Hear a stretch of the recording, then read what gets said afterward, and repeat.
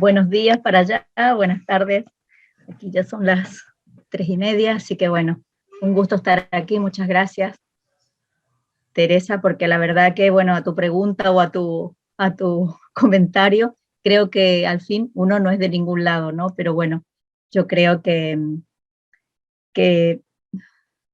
poder, digamos, haber nacido y haber vivido muchísimo tiempo en Argentina, creo que, no sé, me ayuda a pensar otras cosas, ¿no? Entonces, siempre estoy ahí dándole vuelta, porque hay que mirar para un lado, hay que mirar para otro, y esa creo que es una riqueza en el pensamiento y en esta posibilidad que a veces la vida da a uno, ¿no? De estar en distintos sitios. Así que me parece interesante porque también esa es una preocupación desde donde hablo, qué búsquedas hago y qué intento armar, ¿no? Y qué intento construir a veces cuando tengo que participar en distintas acciones, y en este caso esta que me supone un gran compromiso y además una gran alegría por pensar la UNE con su doctorado en educación, ¿no? Entonces, para mí bueno, un desafío también en cuanto bueno, a lo que uno tiene que hacer o lo que uno puede plantear. Entonces, en ese contexto he estado preparando un poco esta presentación, que también la estoy escribiendo para después compartirla, y que tiene que ver un poco con este punto, digamos, de la educación en los escenarios actuales, un análisis introductorio, ¿no? En ese contexto de este módulo que están trabajando, intento ubicarme allí, he intentado un poco lo que voy a plantear, que también eh, puedo decir que está en construcción, porque, a ver, siempre uno está en construcción, pero las ideas creo que también están en construcción, y en este sentido, al plantear este foco, que planteó Teresa, ¿no? La investigación colaborativa como una idea para compartir con ustedes, como un proceso de construcción de la investigación-acción participativa a la investigación desde una perspectiva horizontal, decolonial y contextualizada. Un poco eso es lo que tienen escrito, ¿no? Vamos a ver lo que sale ahora, si me acerco o no a eso, ¿no? Yo lo intentaré, pero bueno, he estado un poco como para ajustarme también a los tiempos y para después poder dialogar. También me gustaría, si pueden por ahí poner en el chat un poco de qué áreas, si todos son de educación, si vienen de disciplina. Ya sé que tenemos un arquitecto allí, pero bueno, de otras disciplinas, de otras áreas, como para ir también matizando algunas cosas y tomando algunas decisiones sobre la marcha, porque el tiempo también no permite que uno pueda desarrollar todo. Entonces, en estos últimos meses, cuando terminamos de acordar este tema, estaba haciendo un poco una revisión, un rastreo, he estado haciendo algunas búsquedas. Entonces, un poco lo que voy a plantear tiene que ver con distintas lecturas en distintos lugares del mundo. Por un lado, por supuesto, mi corazón en el contexto latinoamericano y recopilando lecturas, posturas, enfoques. Por otro lado, un poco el contexto europeo, el contexto norteamericano, y también hay una línea en cuanto a la investigación colaborativa bastante interesante, que viene del contexto nórdico, ¿no? Tienen otras cuestiones eh, un poquito, parece más clara, o me sorprendo retomando, cuando veo textos que retoman a Freire, que retoman a Foucault, que retoman, digamos, algunos referentes que uno no esperaría, ¿no? Pero eso también me parece interesante. Entonces, viendo un poco ya, digamos, me queda fuera un poco todo el contexto, si se quiere, más oriental, y tal vez algo del contexto africano, porque creo que esto también, y lo hablábamos hoy con Ignacio, me parece, ¿no? Y es una idea, eh, que si estamos hablando de una perspectiva decolonial, porque parece que esta palabra está de moda, también en los planteamientos que hacemos hay que mirar un poco para distintos lados. Entonces, en el contexto inglés o en el contexto norteamericano plantean la investigación y plantean unas ideas sobre la investigación colaborativa o la investigación participativa de una forma y con unos modelos. Si nos centramos en el contexto latinoamericano, hay otros avances, hay otras problemáticas que también nos muestran otras miradas.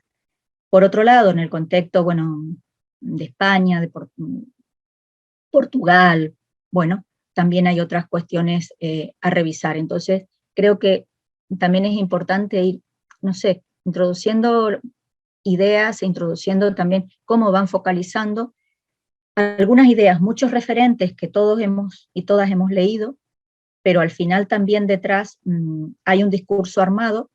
Ese discurso marca o condiciona unas prácticas y unas decisiones en el campo de las investigaciones que a mí me parece interesante no perder de vista, ¿no?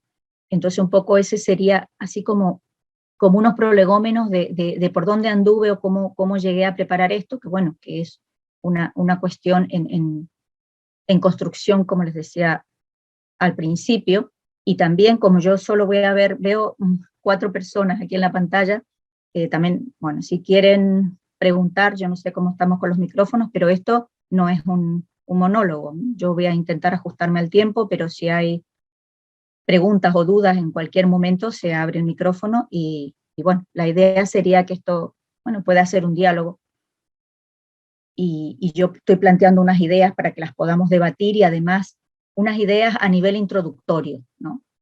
Porque estamos entrando y hay como muchas cuestiones para pensar. Entonces, la propuesta, un poco en este módulo, en el contexto de la educación en los escenarios actuales, es, bueno, esta investigación colaborativa en educación, algunas controversias, algunas perspectivas y algunas posibilidades, ¿no? Yo fundamentalmente voy a trabajar les voy a proponer como tres ejes, unos planteamientos iniciales, una revisión muy breve de algunos paradigmas, porque a mí me parece importante no perder de vista la historia de la investigación y cómo esa historia de alguna forma nos atraviesa en lo que hacemos en educación, en las decisiones que tomamos y a veces hacemos alusión a determinados referentes, pero también me parece que es importante conocer la historia, los contextos en que estos referentes de la investigación educativa, o si se quiere de la investigación en sentido amplio, nos van marcando y al final también nos van condicionando en las decisiones que tomamos, ¿no? Entonces, en primer lugar, bueno, ya me perdí. Las tres cuestiones serían unos planteamientos iniciales en cuanto a paradigmas. Esta nueva me parece a mí interesante como una revisión de una clásica división que hace Guba y Lincoln, de ahí parto, donde plantean unos paradigmas de investigación y cómo va emergiendo otro paradigma que tiene que ver con la participación, con la colaboración, ¿no? Todo eso sería un primer bloque que me gustaría detenerme más, pero voy no a detenerme tanto. Un segundo bloque que tiene que ver con lo que sostiene de alguna forma los paradigmas o las visiones sobre la posibilidad de una investigación colaborativa, de una investigación cooperativa, que tiene que ver con algunos planteamientos de algunos autores colombianos, de algunos autores, digamos, del gran panorama de Latinoamérica que hablan de horizontalidad del conocimiento, de colonialidad. Hay muchísima producción que surge de otros campos, del campo de nuevos diálogos entre académicos y comunidades indígenas, nuevos diálogos y nuevos cuestionamientos sobre el conocimiento académico, la producción académica, la investigación, que viene de distintos sectores del mundo. Entonces ese sería un poco el segundo bloque, horizontalidad, diálogo de colonialidad. Siempre está presente Freire, porque de alguna forma para mí es un referente fundamental con su perspectiva dialógica en este texto, para mí base de pedagogía del oprimido. Y un tercer bloque o eje, ver un poco cuáles son aquellas perspectivas o enfoques en la investigación colaborativa, y dentro de este tercer eje comentar. Yo he hecho una selección que ya después se la voy a hacer llegar a Teresa, ahora no me ha dado tiempo de hacer un buen archivo de distintas investigaciones en distintos sectores, tanto en Europa, en Estados Unidos, como en Latinoamérica, sobre experiencias de investigación colaborativa, distintas experiencias que ahora voy a comentar, porque también va saliendo a la luz nuevas formas de investigar, que también son creaciones o co-creaciones, como planteo aquí en este punto de conocimiento y producción, entre los colectivos, entre las personas que hacen investigación en la universidad, en asociaciones o en otros colectivos. Entonces van surgiendo realmente experiencias de investigación muy interesantes y que tal vez desde algunos paradigmas o desde algunas visiones dirían que eso no es investigación. Y claro, en nuestro ámbito educativo, ¿qué hacemos, no? ¿Qué hacemos con todo esto? Un ámbito, una dimensión compleja. Realmente yo entiendo la educación como un proceso político, no partidista, como un proceso político, social. Entonces, desde ese punto de vista, ¿qué investigación educativa vamos a plantear y desde dónde lo estamos planteando, ¿no? Entonces, esos serían como los 3 ejes. Entonces, con respecto al tiempo, Teresa, o los que estén por ahí, si yo me voy mucho, por favor, me cortan. Yo acá me estoy controlando el tiempo porque me interesa que podamos dialogar. Entonces, aquí algunos planteamientos iniciales que ya lo estuve anunciando. Hay controversias en los paradigmas de investigación, hoy más que nunca, y eso es importante y me parece que es saludable cuando hablamos de investigación educativa, para no quedarnos anclados en el A, B y C de la investigación. Esta idea de nuevas epistemes, que a mí me parece potente, esta idea de una epistemología sentipensante y solidaria, en palabras de Guiso, me parece muy interesante porque parecería que la epistemología, digamos, estaba anclada, como dice Basilachis, ¿no? Una gran investigadora argentina, parece que estamos en esta epistemología dualista, ¿no? Y yo creo que tenemos que avanzar en otras epistemologías, y bueno, eso requiere revisiones, revisiones tanto a nivel individual como a nivel de colectivo y también a nivel de conocimiento académico, ¿no? Esta otra cuestión sobre la relación entre el investigado, la investigadora, el investigador, la investigadora, o el investigado y la investigada, que es como un cliché casi en la investigación, también hay que revisarlo, porque aquí se plantean algunas cuestiones que tienen que ver con el poder, con la igualdad, con la diferencia, ¿no? Yo pensando siempre en el terreno educativo, a mí siempre me queda esa sensación como que vamos a hacer una investigación, extraemos, o como dicen algunos autores, y como lo escucharán muchas veces, poliamos determinados datos, después le damos alguna interpretación y ya lo volcamos, ¿no? Lo hacemos público, pero al final, ¿qué relación se ha establecido? Una relación de poder claramente y una relación, digamos, de autoridad o de autoritarismo y de sumisión del otro, ¿no? Y de los otros, sean profesores, profesoras, sean niños o niñas, sean instituciones, etcétera. Los criterios de validez.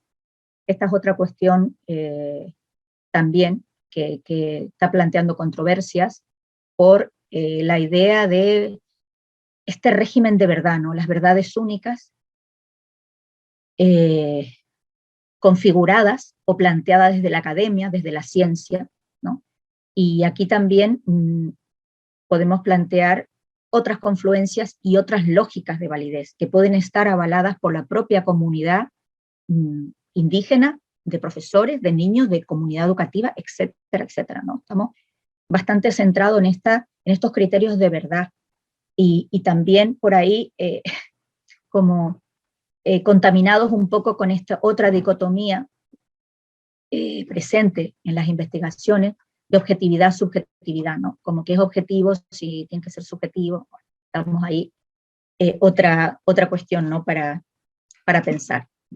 El conocimiento de la producción, ¿no? ¿Quién produce conocimiento? ¿Con quiénes producimos conocimiento? Entonces esta posibilidad de pensar la co-creación y la coproducción, me parece, digamos, importante que lo podamos pensar en el marco de una investigación colaborativa y, por supuesto, en el ámbito educativo, también en el ámbito social. Otra cuestión, los planteamientos éticos y la transformación social. Aquí también hay otro debate en cuanto a la investigación o los investigadores o las investigaciones que entran, sacan datos y, bueno, la idea de transformación o de cambio queda fuera de la posibilidad de la investigación. Entonces esta idea de presencia y acción política, o en otros casos acción política. Entonces esto también está indicando algunas controversias en los paradigmas y también, en muchos casos, aquellas investigaciones, como por ejemplo pueden ser los modelos tan conocidos y tan, en algunos casos criticados, pero reformulados de la investigación-acción participativa, de la investigación-acción crítica, a veces no entra dentro de ciertos paradigmas de investigación. Entonces estos serían como, hay muchos más, pero bueno, yo he pensado algunos que tienen que ver un poco con las relaciones, con el conocimiento, con la producción del conocimiento y con la cuestión ética, que también es una mirada hacia nosotros mismos sobre lo que hacemos cuando investigamos, qué hacemos a los demás y qué nos hacemos a nosotros mismos. Entonces hay unos paradigmas que todos nos conocemos, yo no voy a ahondar mucho en esto, porque bueno, hay bastantes textos, pero bueno, hay un clásico que es Guba y Lincoln. Yo quise ir a Guba y Lincoln porque tienen unos últimos textos donde es una especie de handbook sobre investigación y donde hay una revisión de distintos paradigmas, de distintos modelos. Entonces ahí plantean, por ahí los que hemos conocido hasta la teoría crítica o hasta los modelos o paradigmas constructivistas, y aparece desde, a ver si está por aquí, Heron y bueno, otros autores que ya voy a avanzar, esta idea de paradigmas participativos y colaborativos, donde a partir de estos planteamientos iniciales que mencioné, se está pensando otras formas de relaciones, otras formas de abordar el conocimiento y otras formas de incluir aquellos conocimientos que creemos que porque vienen de otros colectivos, que no es la academia, no es la ciencia, no son conocimientos. Entonces, bueno, eso va generando otro tipo de visión del mundo, de visión de los sujetos, de visión de la producción, ¿no? Entonces, claro, estos paradigmas, como dije al principio, van configurando marcos ontológicos, marcos epistemológicos y marcos metodológicos que luego derivan en prácticas, derivan en acciones y derivan en intervenciones. Por eso, como decía al principio, a mí me parece importante no perder el contexto social e histórico de la investigación y cómo la investigación educativa se apropia y deriva en ciertas investigaciones que de alguna forma se asientan en determinados paradigmas, pero que yo creo que son necesarios de revisar. Esto, por ejemplo, algunos autores plantean cómo en este momento a veces se justifica la combinación de determinados paradigmas que tienen ideologías totalmente diferentes con respecto al sujeto y con respecto al conocimiento. Entonces esta idea de adaptación o ensamblaje no es posible, pero a veces sí lo hacemos posible. Entonces ahí ya entran a jugar determinadas cuestiones éticas de los investigadores y las investigadoras que tendríamos que revisar, ¿no? A veces rápidamente concretamos determinadas prácticas y determinadas acciones sin llegar al fondo de cuáles son aquellas visiones que están sosteniendo nuestras acciones, ¿no? Y al fin, esta palabra que también parece que está inundando todo, de una forma u otra forma, estos paradigmas sí que colonizan nuestros pensamientos y nuestras acciones. ¿Y qué hacemos para poder decolonizar de alguna forma estas improntas, ¿no? Entonces, bueno, esto creo que ya lo fui avanzando, pero bueno, llevo 15 minutos. Entonces lo que decía, hay visiones del mundo, de la realidad, de los sujetos, de los significados. También estos paradigmas que sostienen, por supuesto, los modelos de investigación educativa, definen problemáticas o permiten la emergencia de situaciones a indagar. Hay un conocimiento legitimado, verdadero, versus, pero podría ser, y también convivimos con conocimiento situado, sentido y compartido. Bueno, no es una cuestión de dicotomía, sino es una cuestión en este momento de cierta convivencia, pero también creo que es necesario una revisión crítica de al final, si todo lo metemos en una misma bolsa, ¿no? Pero los sentidos y los significados son diferentes. La objetividad, la subjetividad y la intersubjetividad. Un tópico bastante reiterativo, digamos, en las visiones o en los paradigmas, donde a veces se plantean como contrapuestos y donde al final cualquier investigación parte ni siquiera de la subjetividad, sino de la propia intersubjetividad. Entonces, bueno, yo voy a ir avanzando poco a poco. El tema de los interlocutores validados. ¿Quiénes son los interlocutores validados? ¿Los investigadores, las investigadoras? ¿Quiénes son? ¿Quiénes somos? ¿No? Frente a las voces diversas. ¿Las voces diversas sirven como adorno a nuestras investigaciones o las voces diversas son la base de nuestras investigaciones? Y cuando hablo de voces diversas me puedo referir a los niños y niñas de determinados contextos, de determinadas etnias, me puedo referir a profesorado en contextos más marginales. ¿Cuáles son las voces diversas y qué lugar tienen en las investigaciones? Por otro lado, el tema de la coinvestigación, la investigación compartida, la investigación colaborativa, también se escucha mucho esto, pero claro, el fondo, ¿cuál es? Vuelvo al anterior. ¿Quiénes son los interlocutores? Si queremos plantear una investigación compartida, ¿cómo la iniciamos? ¿Quiénes definen los problemas? ¿Cómo se definen los problemas?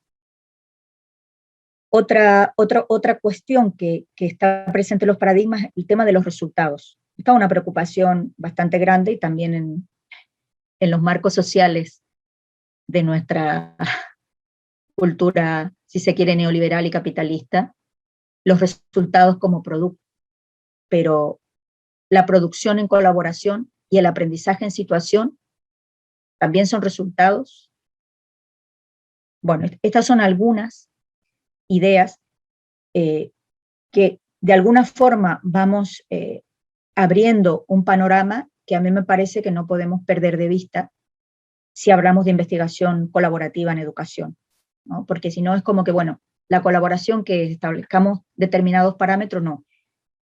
Creo que supone una revisión de algunas dimensiones que están presentes en los distintos paradigmas, desde cómo se entiende el conocimiento, desde cómo se entienden las relaciones, desde cómo se entienden los sujetos, desde cómo se produce el conocimiento, de cuál es el conocimiento validado, o esto que dije anteriormente, quién define los regímenes de validez o no, quién es quién. Esto, de alguna forma,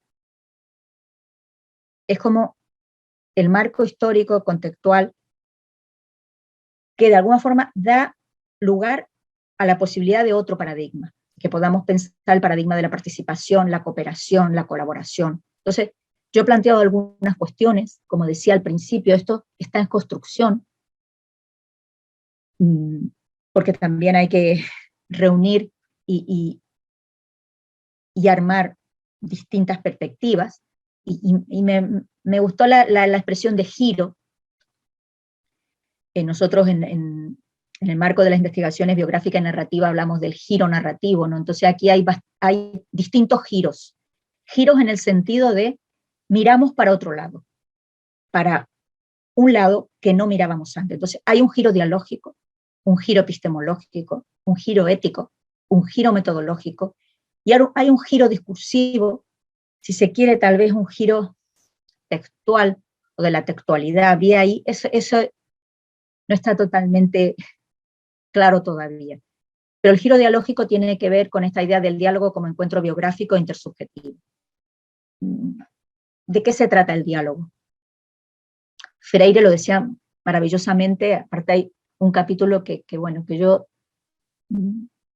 sugiero y siempre animo dentro de pedagogía del oprimido, sobre la perspectiva dialógica, donde habla del amor, habla de la esperanza, habla de la autoridad, habla del vuelve con la idea del opresor y el oprimido, cuándo se puede establecer una relación de diálogo, y la idea del diálogo como un encuentro, pero como un encuentro donde hay un sentimiento y una posibilidad de igualdad.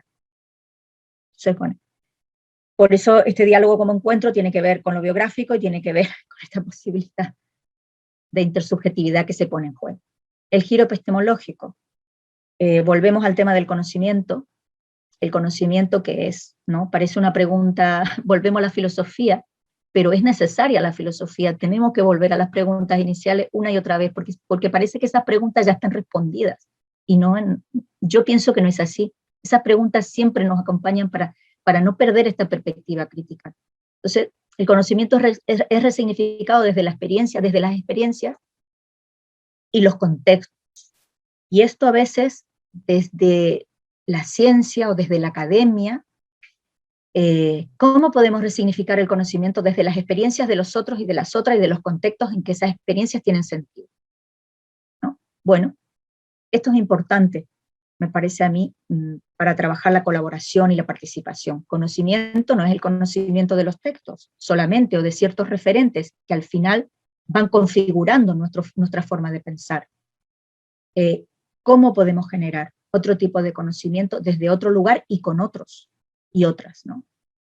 El giro ético tiene que ver también con esta posibilidad de pensar quiénes generan los cambios. Porque, a ver, los cambios, si hablamos de una escuela, hablamos de una institución, hablamos de un colectivo, hablamos de una asociación, hablamos de una institución X, ¿quiénes lo generan? Los investigadores y las investigadoras que en un momento indagan sobre algo que pasa allí. Hay Guba y Lincoln y también Basilacci, que me parece interesante, plantean que parece que en los paradigmas, por ejemplo, positivista, pospositivista, y a veces hasta en el paradigma desde la teoría crítica, la cuestión ética parece que está puesta fuera de la investigación y de los investigadores. Y la cuestión ética forma parte de la propia vida de todos y todas, ¿no? Porque tiene que ver con las decisiones que tomamos, con quiénes tomamos las decisiones, y tiene que ver con esta idea de quiénes son realmente los que generan cambios. Porque parece que los cambios tienen que venir de los resultados de una investigación, o en realidad los cambios forman parte de los propios procesos de investigación donde al final todos estamos inmersos. Bueno, también para pensar. El giro metodológico. Esto a mí me parece, aparte, bueno, era también un área y un ámbito en el que trabajaba bastante cuando estaba en la UNE, con Nilda Zurita, que le mando un saludo, un fuerte abrazo desde aquí. Esta creación y co-creación continua. Algunos paradigmas nos han determinado algunos métodos que si no podemos aplicar esas formas de relación, de búsqueda de conocimiento, de extracción de información o de forma de organizar una investigación, parece que no es una investigación. Entonces aquí, este giro metodológico es interesante en cuanto a cómo podemos crear y co-crear, que a mí me parece una palabra interesante, los propios procesos metodológicos conforme a los contextos y a las situaciones colectivas. Entonces, muchas veces, y esto nos pasa a todos, porque también, bueno, tutorizamos trabajos de investigación, y claro, uno tiene una idea de los procesos metodológicos, pero también eso en el propio diálogo con las personas con las que vamos a trabajar, pueden surgir otras cosas. ¿Por qué no dar pie o no dar lugar a esa posibilidad? ¿No? Y el giro discursivo tiene que ver un poco con todo el campo de la producción científica y de la producción en el campo de la educación, en cuanto a qué tipo de textos se produce, quiénes y cómo se gestan. Porque esto creo que también, así como planteaba al principio el tema del poder, la igualdad y la diferencia, en el tema de la producción es importante y hay bastantes avances en muchísimas investigaciones y en experiencias que no tienen el título de investigación, porque depende cómo se mire, quién la mire, donde hay un intento de producción en común, de producción de los colectivos en común cuando se hace una investigación. Es cierto, y yo aquí no voy a ser ingenua, que cuando hacemos una tesis, cuando hacemos un trabajo de investigación, al final es un trabajo en solitario, ¿no? Pero también cuando estamos en otros campos de investigación, cómo podemos formar parte de esas voces diversas, y no solo de la voz, si se quiere, del investigador o de la investigadora. Aquí hay algunos referentes que he estado, lo que les comentaba, por ejemplo, Gibbs, el contexto inglés, Heron y Reason, que son un poco los que cuestionan a Uva y Lincoln, que es como un referente en el campo educativo, respecto de que hay posibilidad de otros paradigmas. Lieberman, en el campo de la creación de comunidades profesionales o la posibilidad de transitar otros caminos. Phillips, son varios autores, esto lo que les comentaba del contexto, por ejemplo, de Finlandia, Noruega, bueno, de los países nórdicos, donde trabajan otras líneas. Bueno, hasta aquí el primer bloque, así de más de apertura, de preguntas, de interrogantes, para llegar a este segundo eje, que tiene que ver para mí con dos dimensiones fundamentales cuando hablamos de investigación educativa, colaborativa y decolonial, que tienen que ver con la horizontalidad y el diálogo. Aquí hay distintos referentes, yo voy a mencionar a Corona Berkin, hay un par de textos que he dejado, a Kaltheimer, a Freire, pero hay muchísimos más referentes que están comenzando a trabajar esta idea de la producción horizontal del conocimiento. A mí me parece una idea potente, ¿no? Entonces, el conocimiento, y bueno, parte de una crítica a lo que plantea Sara Corona Berkin, el conocimiento de los especialistas de la academia no es el único, ni siempre el más pertinente. Es necesario trabajar por una paridad entre su conocimiento y el que tienen todas las personas. Esto parece que es del siglo pasado, pero seguimos con estas ideas, y estas ideas sí están cobrando fuerza, porque también hay experiencia y hay investigaciones que están dando lugar a la posibilidad de una construcción o una producción horizontal del conocimiento, que de alguna forma nos genera cierta incomodidad, es decir, ¿dónde estamos? ¿Qué pensamiento y qué ideas estamos reforzando o estamos sosteniendo? ¿A quiénes estamos invisibilizando y a quiénes estamos silenciando con nuestras investigaciones? Entonces me parece un punto importante. Otra idea, que acá es una cita textual, la producción con algunos trozos, la producción horizontal del conocimiento nos lleva de manera horizontal por caminos novedosos que pueden arrojar resultados impredecibles y ser fuente de futuro conocimiento. Entonces, la idea de la impredecibilidad me lleva a mí a pensar en el renombrado y muy referenciado Edgar Morin con su epistemología de la complejidad, ¿no? Esta posibilidad de la incertidumbre, esta posibilidad de evitar o de no caer en la dicotomía, que al final, si repasamos estos paradigmas que he mencionado, hay bastantes procesos dicotómicos. Entonces aquí estamos hablando de la imprevisibilidad, estamos hablando de la incertidumbre, estamos hablando de transitar otros caminos que no están previstos de antemano, justamente porque no tenemos todo el conocimiento, porque el conocimiento es compartido y que probablemente, como dice en la cita que menciona al principio, muchas veces el conocimiento de los especialistas no es el más pertinente.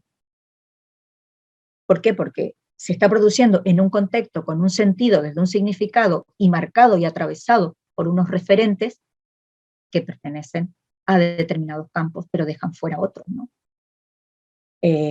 Bueno, no voy a ahondar en ejemplos por el tema del tiempo.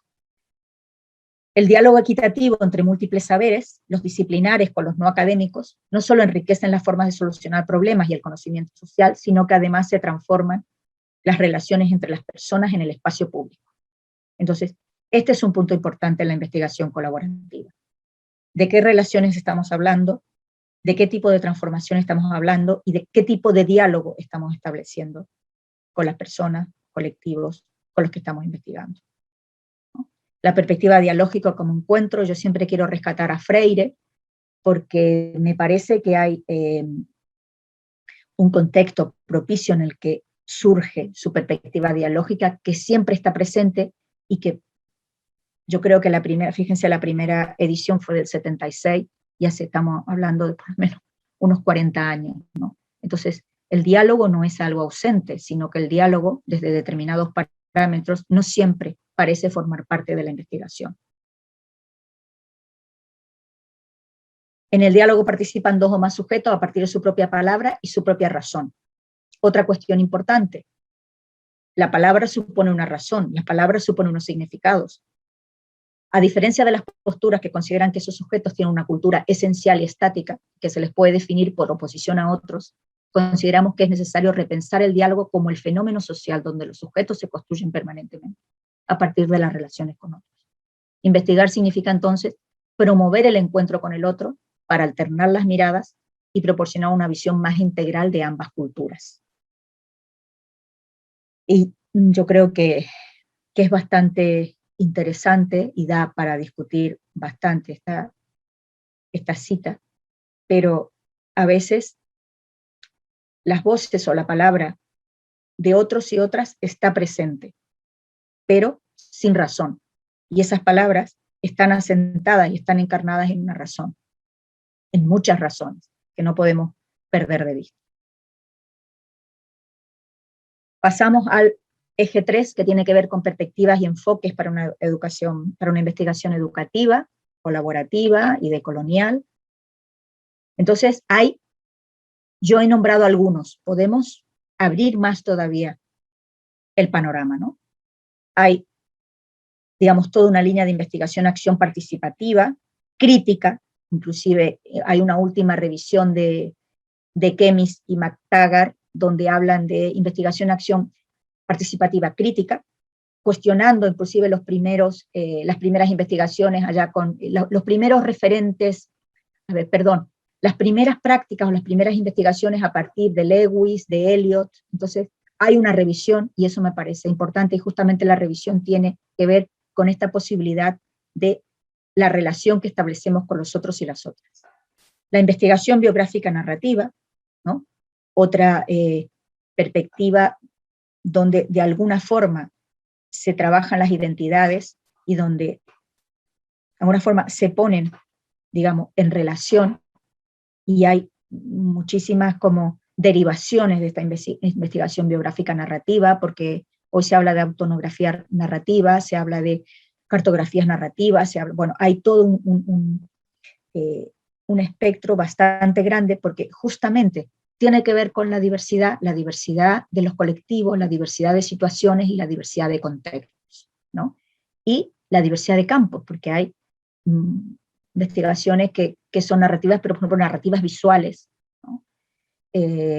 A partir de la fotografía, a partir, de performance, etcétera, ¿no? Hay todo un campo que a mí me parece muy interesante y muy rico para la investigación educativa, donde se ponen en juego, donde es posible poner en juego múltiples significados, y donde es posible también que todas las personas puedan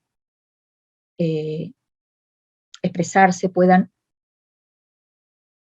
plasmar o, por ejemplo, en las narrativas visuales, plasmar determinados significados que de otras formas, ¿no? Tal vez no podríamos llegar, no lo sé. Las etnografías colaborativas y las autonografías, la investigación colaborativa y cooperativa, los estudios de casos, ¿no? Que sigue vigente desde algunos autores con algunas revisiones. Entonces aquí he mencionado algunos referentes, de los cuales, por ejemplo, Smith, digamos, una referente investigadora maorí, un referente en cuanto a mostrar otra posibilidad de conocimiento y de mirada. En este sentido también yo quiero rescatar un texto de Artieda, Rosso, varios compañeros, donde realmente van mostrando otra posibilidad de conocimiento desde la comunidad indígena, ¿no? Y eso también a mí me parece interesante en un lado del mundo y en otro, ¿no? Sandoval Rivera, por ejemplo, Rapaport y Ramos Pacho, que es un autor norteamericano y un referente, un líder indígena peruano, donde establecen un diálogo, un texto muy interesante, un diálogo colaborativo, donde hay un diálogo entre la comunidad indígena y la comunidad académica, ¿no? Bueno, y otros trabajos que tenemos con Rivas, por ejemplo, aquí que yo mencioné a Guiso, que también me parece interesante con su reflexividad, esta idea de epistemología sentipensante, bueno, Kemis y McTaggart, también en el contexto inglés y norteamericano, con una revisión sobre la investigación-acción, otro trabajo de revisión sobre metodologías narrativas que hacemos con Cortés, González y Prado en el 2020, al igual que un monográfico que está en línea sobre investigación biográfico-narrativa, donde tenemos de distintos contextos, ¿no? Cómo se está trabajando las narrativas en educación, con contextos, con poblaciones vulnerables, con poblaciones indígenas, bueno. Entonces, todas estas perspectivas y estos enfoques, algunos se combinan. Yo tampoco quiero ser así precisa, porque creo que de esto se trata la posibilidad de avanzar en ir construyendo y co-construyendo otras posibilidades de investigación. Entonces hay muchísimas herramientas que se ponen en juego: relatos, biografías, cartografías, entrevistas, grupos focales reflexivos de discusión, análisis de documento, observaciones, trabajos con diarios, el tema de la fotografía, las performances. O sea, hay una serie de herramientas que ponen en juego todas estas perspectivas. Y ahora, bueno, ya estoy casi en los 40 minutos. Las experiencias de investigación colaborativa que tienen que ver con estos enfoques, yo estaba haciendo una búsqueda, y fíjense, dentro de lo que sería la investigación educativa, hay múltiples ámbitos de investigación, desde la formación docente, prácticas docentes, proyectos educativos, diversidad, interculturalidad, voz del alumnado. Aquí hay un trabajo con nuestro compañero Claudio Núñez, donde trabajamos a partir de entrevistas con niños y niñas de primaria, como una forma, digamos, es una investigación del 2012, viendo la investigación, hoy le haríamos de otra forma, pero también la intención es cómo ponemos en juego distintas voces, ¿no? Escuela y comunidad, enseñanza y disciplinas académicas, TIC, formación continua, aprendizaje de jóvenes, tanto en contextos de educación formal como otros contextos, comunidades indígenas, diálogos de investigación, donde hay muchísimos trabajos donde se ponen en diálogo, este que les comentaba de Rapaport y Pacho, donde se pone en diálogo como un tipo de investigación colaborativa los conocimientos de la academia y los conocimientos de la comunidad indígena en un trabajo de colaboración, que es muy interesante.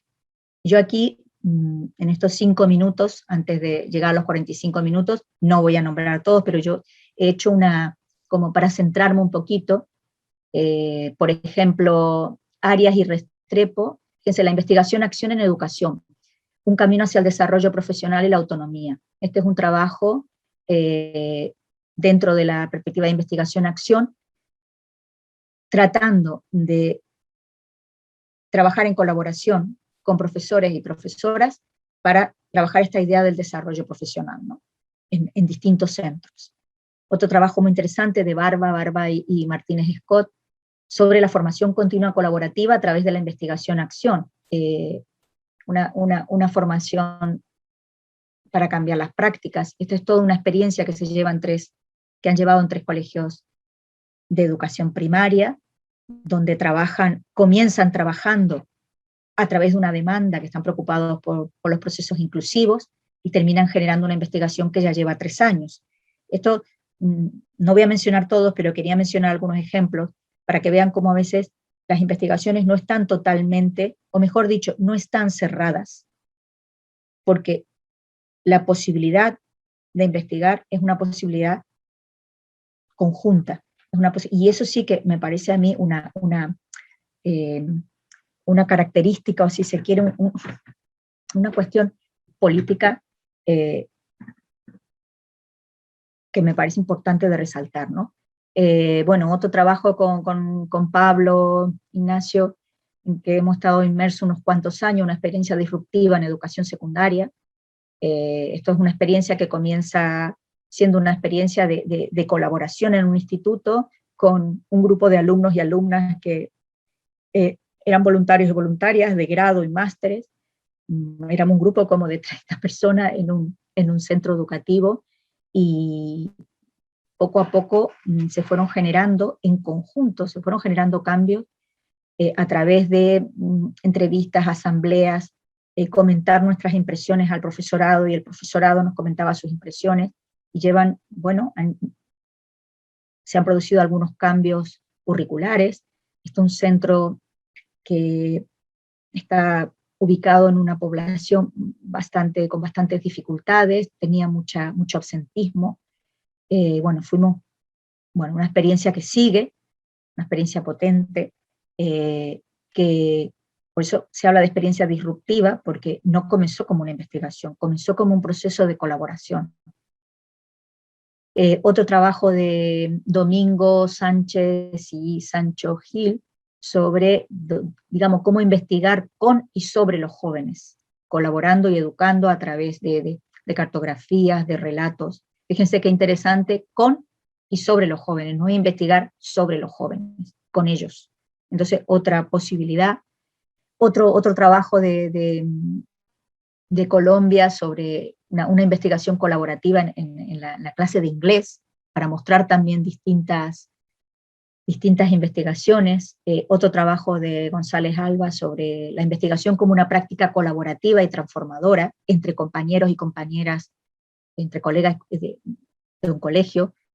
Otra investigación que he encontrado en Brasil sobre, digamos, una investigación colaborativa con la intención de trabajar la formación continua.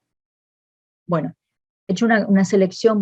Esto que les comentaba a vos es para el diálogo, la participación del alumnado en un centro educativo, una investigación que tiene que ver con otra, mayor, que era un proyecto de investigación casi de 3 años sobre la relación escuela-comunidad con nuestra intención. Nuestra intención era investigar colaborativamente, que está en un artículo aquí del 2011, paradojas y conflictos entre las culturas del profesorado, las familias y los estudiantes en el contexto escolar.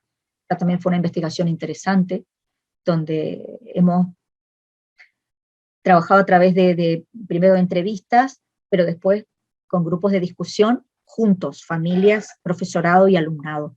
Y por supuesto con dificultades, pero ha sido interesante en esta idea de cómo ir creando, cómo ir generando espacios de colaboración. No está todo preestablecido. Otra cuestión interesante con esto de lo que les comentaba, por ejemplo, de Márquez, Calvo, pensarnos a nosotras en el encuentro con los otros y las otras, investigación narrativa y transformación. Es un artículo que está en la revista del Instituto de Investigaciones en Educación, donde aquí la idea era cómo generamos colaboración entre 3 investigadoras a partir de una revisión de nuestras propias investigaciones. O sea, ha sido muy interesante porque es una forma también de trabajar esta idea que está también por ahí muy en boga, de la reflexividad, ¿no? De cómo podemos mirarnos, pero mirarnos en relación con el otro o la otra, ¿no? Fíjense acá de Pozo, Miano y Eras Monersans, me pareció interesante, un trabajo, y he visto que hay varios trabajos, la etnografía colaborativa en la formación en ciencias de la educación.